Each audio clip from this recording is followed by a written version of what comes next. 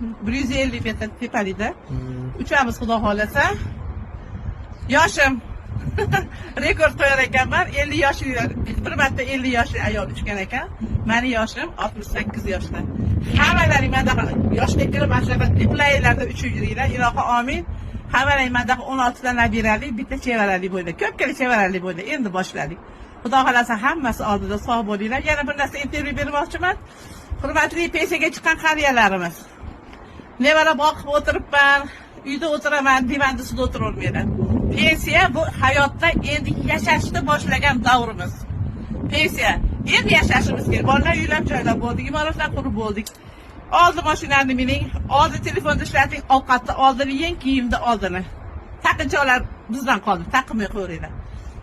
Pul yo'qmi demak bo'lmasam, bugungi kun bilan har bir kuningizni chiroyli qilib oling. Bugungi kuningiz ertangi kunga o'xshamasin. Boricha yashayingda imkon qadar uyda o'tirib qolmang. Uyda o'tirib qolib smertda o'laydik, o'lishimiz kutishi hojati yo'q. Yig'lashadi, o'lsak ham yig'lashadi.